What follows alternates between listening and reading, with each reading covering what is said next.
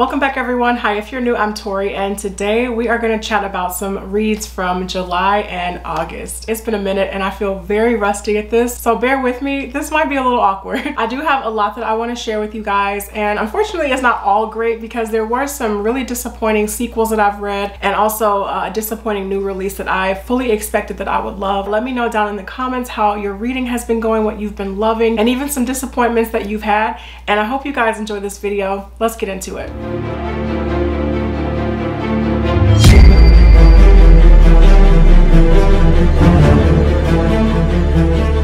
So first, let's start things off with some disappointments, and unfortunately one of them is a new release, and that is The Mercy of Gods by James S.A. Corey. This came out, I believe, at the beginning of August. I was so excited for this. I remember when this was actually first announced, and then also when James S.A. Corey, when they did the live stream for it, answering questions and all of that. This has been on my radar from day one. I've been excited from day one, and I was so let down by this. I don't even know what to say. This has nothing to do with The Expanse. It's the start to a brand new series from this author duo, and I mean, it has a lot of good stuff going for it. I think James S.A. Corey, by this point, we know that they know how to deliver a strong sci-fi world and themes and all of that, but unfortunately with this one, the characters were my biggest issue. In this, we have a planet called Anjin, and humans have colonized this planet. They've been on it for a long time, but we also have this alien species known as the Carricks, and they have gone around to different planets, not only destroying them, but also taking a select few number of species from those planets to enslave them. And so in this book, we're following a scientific research team on the planet of Anjin, and the Carricks invade, and they end up taking, like they have done in the past, a select number of people. So it's kind of the basis for the story that we're working with. Again, a lot of good sci-fi themes and elements going on. I did really enjoy the beginning of this book when we were on Anjin and just getting some of those world building elements early on in the beginning. But like I said, my biggest issue with this book are the characters. I just think they're incredibly bland and weren't really doing much for the story. You know, being captured by this alien species, I think there's a lot there in terms of struggling mentally and emotionally with that situation, but I don't think the characters in this were strong enough or had enough depth to them to be able to explore those themes in depth and just have the narrative be a little bit more interesting. There are several members of this research team. I want to say there's about 7 of them. Of those, we definitely have about, I would say, 3 standouts, and there is one character that I would consider to be like the main character of all of this, and over the course of the story we end up getting pieces of it from different members of this research team, and I just didn't find any of them actually to be interesting. So unfortunately this was very disappointing for me. I also found the pacing to be really off too. It was all going really well leading up to the alien invasion, but once the dust kind of settled on that and we started really trying to focus in on these characters, that's when I think things took a bit of a dip, as I just didn't find the characters to have a whole lot of personality to be able to carry and sustain a narrative like this. So not my favorite thing. I'm not going to be continuing on with this trilogy series, whatever it's going to be, but yeah, kind of disappointment. And then another disappointing read that I had was actually a sequel, and that is Red Seas Under Red Skies by Scott Lynch. This is book 2 in the Gentleman Bastards series, and I really did not like this. I buddy read this with Ty from Ty's Book Corner, who I will leave linked down below, and I feel like we were both on the same wavelength when it came to our thoughts surrounding this book. This was just not as good as the first one. I think a lot of that has to do with the fact that we're not in Comore anymore in this book, and for me at least, Comore was such a massive part of what made the first book, The Lies of Locke Lamora, so great. I thought the setting of Comore was just so well realized and vivid and fleshed out, and you understood the characters' places in this setting, how they grew up in it, and just how they moved through the city, how it shaped them, how they respond to different events in the city. So I thought Comore as a setting in the first book was kind of the anchor for the rest of the story to blossom. And now that that's been taken away in this one, I think a lot of the other story elements just feel really flat for me. This second book also tries to use the flashback structure that the first one had. It doesn't do it throughout the whole book, and it only happens about in like the first 150 pages or so, and then it cuts out from there. But even the flashbacks that we were getting, I didn't think were really adding anything to the present day narrative the way that they were in the first book. But there is one that we get, and you don't really find out its relevance until the end of the book. Also, a big thing that really kept me from being as engaged in this one as I was hoping I would be is that you don't really know the long game that Locke and Jean are trying to play in this book in the same way that you did in The Lies of Locke Lamora. So I think in a lot of ways in this one you kind of feel one step behind what's going on, and because of that you kind of have the feeling of, okay, well, why should I care what's going on? This book has really strong seafaring elements, but those don't even really kick into the second half of the book. We do get a lot of new characters that we're introduced to in the second half, and I did find one of them in particular to be really fascinating, but unfortunately even they couldn't save this book for me. So yeah, this was just also kind of a bummer, bit of a letdown. I can say though that I did really like the dynamic between Locke and Jean, even more in this one than I did in book one. Coming off of the things that happened in the lives of Locke Lamora, there's just a lot of trauma and guilt and all of that kind of building up in Locke in particular. And in this one, you really see him struggling mentally with all of that. And I love that Jean can come in and just really offer Locke some tough love. Those moments in particular in this book I found to be really intriguing, and I did love that. But just overall, I didn't really care what was happening in this, and I am still so torn on whether or not I want to read book 3, which is The Republic of Thieves. The biggest part of me doesn't care to continue on, but there is a small part that wants to know what happens next, because there's a character that Locke and Jean have been referring to since book 1, and this character has yet to make an appearance. But I read the description for book 3, and it sounds like we are finally gonna get this character and where they've been, and I want to know more about that character's dynamic with Locke. So yeah, that's just something I will have to figure out at a later time. But just as of right now, the interest is there, but it is really small, and Republic of Thieves, if it happens at all, is extremely low priority on my TBR. Now let's get into another sequel that it was fine, but I didn't love it, which is another disappointment. I feel like such a Debbie Downer in this video already, but that is The Fractured Dark by Megan E. O'Keefe, and this is book 2 in the Devoured Worlds trilogy. Book 3 actually just recently came out, and now this trilogy is complete. This was such a step down for me from book 1, The Blighted Stars, for a few different reasons. Okay, don't get me wrong, this was still good, but I was expecting to enjoy this as much as I enjoyed book 1, if not, you know, coming out of it feeling like it was better than book 1, and it didn't deliver that for me. I thought the pacing in this one was so all over the place. I thought there were character moments in this and dialogue that just felt really cringy to read. My one piece of advice going into this book would be reread the first one, or make sure you remember everything that happened in the first one and be comfortable with like the world building and the elements and the minerals and the fungus, and like just be really sharp on all of that, because coming into this book, I'm not gonna lie, it took me a lot longer than I was expecting to get resettled into this world. Especially at the front end of this book, there is so much conversation happening, there's so much back and forth and dialogue and planning, and we're gonna do this, and it took a minute to be like, wait, what is going on? What are you guys trying to do? What are you talking about? I don't remember this happening in the first book. So I feel like there was a lot of that going on, at least for the first 150 pages or so for me. So that would be my one piece of advice, again, just to refamiliarize yourself with book 1 and make sure you are ready for this sequel. I don't know, I don't have a whole lot of thoughts to offer with this book. It was fine. There is a character, we meet this character in the first book, but there is a character from Naira's past that gets a lot of attention in this book,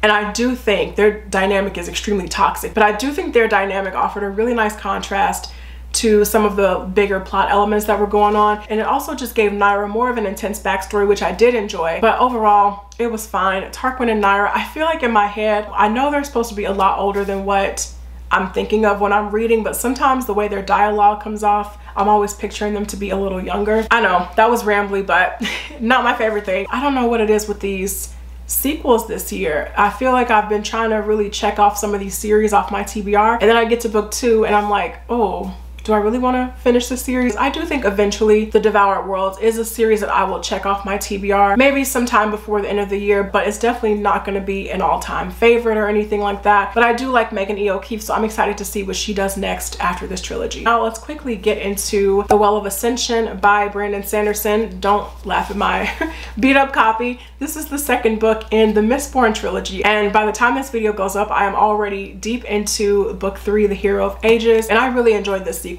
I will say though, if this book had not ended the way that it did, we might be having a different conversation, because the pacing in this book, to be honest with you, is really bad. It is so bad. There were so many moments in this book where I was thinking there is no way this book is almost 800 pages. For what? The ending, huge payoff. It makes you feel like it was all worth it getting through some of the slog in the middle. This book definitely takes on a much different tone than the first one. I feel like with the first one, The Final Empire, so much of that was just, you know, the new world and the new magic system and getting you acclimated to the world, and everything was so cool, and the action scenes and all of that. But then you get to The Well of Ascension and we not just pumped the brakes, but we slammed on the brakes. And this one is just all politics. It is extremely political. They're trying to figure out how to lead and how to rebuild and what to do and what makes a great leader. There's so much of that going on at the forefront of the story, but also in the background you have characters that are trying to uncover more secrets about, you know, the things that we learned at the end of the Final Empire. So I really did love the quiet moments of this book, but there is something to be said for how just not great the pacing in this one is. I think once I finish The Hero of Ages and kind of look back at the series with some perspective, I think I will have more of an appreciation for the Well of Ascension. But just as a first-time experience going through this, I was like, I wanted to bang this book against the table. Now let's quickly chat about a reread for me, which was The City of Brass by S.A. Chakraborty. And this is the first book in the David Bad trilogy.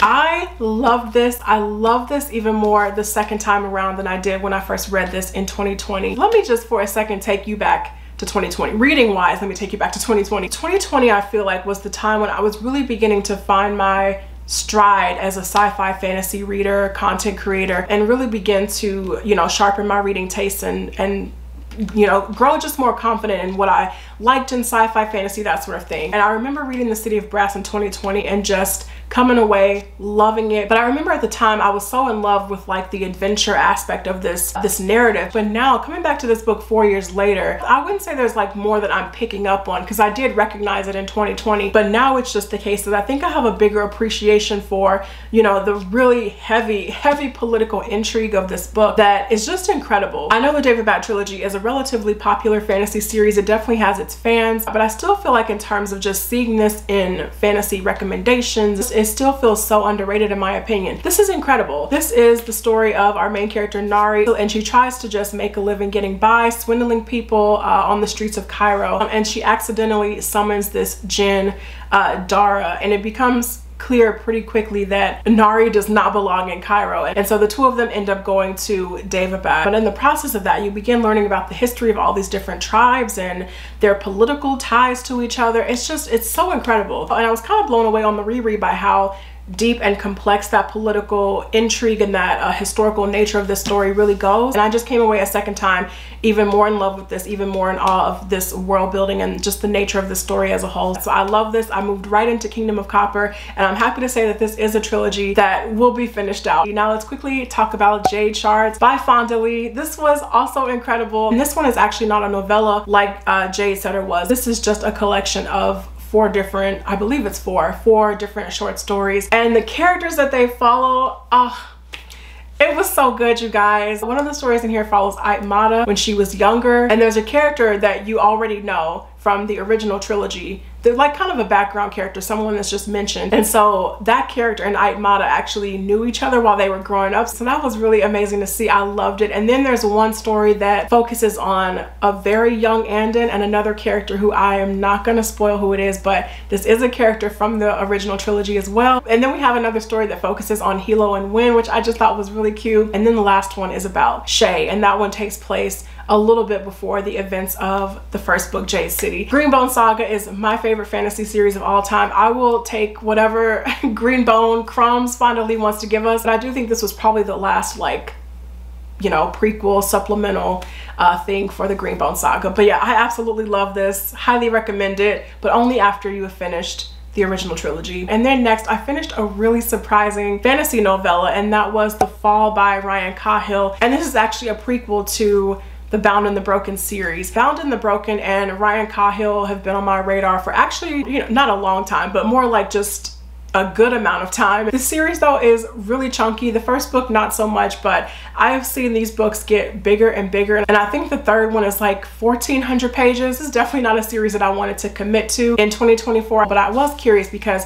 I have been seeing so many people talk about The Bound and the Broken and fall in love with it. So I ended up reading The Fall to get a taste for Ryan Cahill's writing style and just get a little taste of the world before jumping into book one. And I gotta say, I was really pleasantly surprised by how much I enjoyed this novella. It was really good. And not that I wasn't like expecting it to be good, but I finished it and I was like, oh, maybe I should read book one, but I cannot, no, I can't do that to my TBR. So this takes place, I believe it says in the book, like 400 years before the events of the first one. And you are just plopped right into the middle of this conflict that's going on. No context. You have no idea who these characters are. You have no idea what's going on. And you're following, if I remember correctly, like 4 different characters on different sides of this conflict over the course of the night. And it's really interesting. We've got some betrayal happening already. We've got a taste of dragons going on. It was really good. I don't know why I'm like so shocked. That's not a knock at like what my expectations for this series were going into it, but I wasn't expecting to have as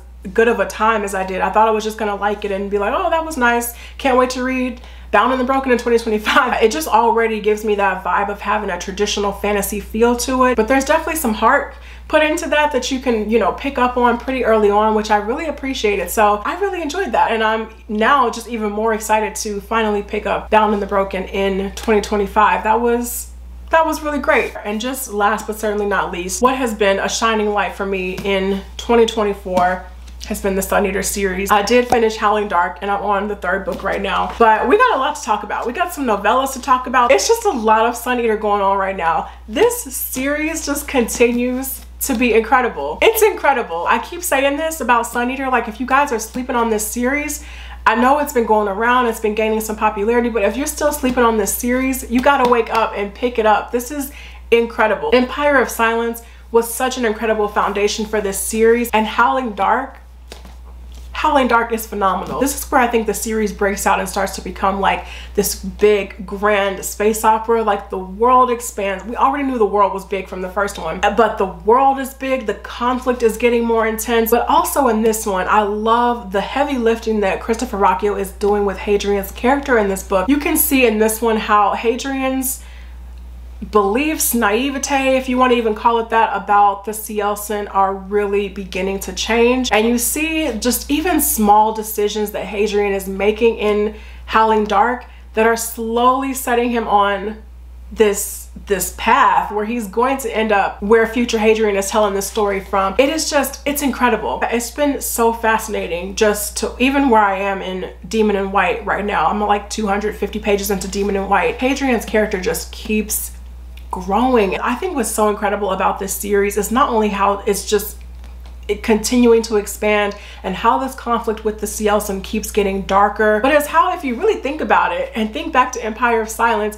how Hadrian didn't want any of this, but he keeps making decisions and he keeps being put in positions that keep shaping his path for him in this really fascinating way. This is just such a phenomenal character study. In this one, the place where future Hadrian is in, he's talking to you a little bit more. He's inserting a little bit more of his future knowledge into this book. And this one we see Hadrian face to face with these legendary figures that he's heard about his entire life. You guys kept telling me that Howling Dark is better than Empire of Silence, and I'm already seeing that Demon in White is better than Howling Dark. It's mind-blowing how this keeps just getting better and better. This is fantastic. I do think Howling Dark surpassed The Will of the Many as my #1 book for 2024 so far, but now I'm thinking Demon in White is going to be the #1 book. Demon in White is incredible, and I cannot wait to talk to you guys more about that one when I'm finished. And then a while ago, I realized I haven't even talked about these on my channel, but I read The Lesser Devil months ago at this point, and then fairly more recently I read the other novella, Queen Amid Ashes. These are both amazing. I loved Queen Amid Ashes. I did really enjoy The Lesser Devil. This follows Hadrian's brother Crispin, and it takes place during the time when Hadrian is on a mission, Empire of Silence. It was great to see, you know, just another side to Crispin. Crispin really got to shine in this one, and I really appreciated just that added depth to his character in The Lesser Devil. And then Queen Amid Ashes was so good. So you have to read this one after Howling Dark. Both of these novellas, you have to read Lesser Devil after Empire of Silence, and this one after Howling Dark. Queen Amid Ashes I thought was amazing. Hadrian and his crew in this one, they go to this planet of the Gore. It takes place sometime after Howling Dark, and they're just there to investigate like Cielsen activity, meet with the leader of this planet, and we get some really interesting discoveries in this book. But the ending of this, particularly one of the last lines of dialogue, just gave me chills. But yeah, Sun Eater is just, it's incredible. It continues to get better and better, and this has definitely been one of the best things to come out of so far of my reading year for 2024. It's amazing. So that is it for me, you guys. Thank you all so much for watching this video. I really appreciate it. Let me know down in the comments what you've read recently, what you've been loving. And yeah, I will see you guys in the next video. Take care.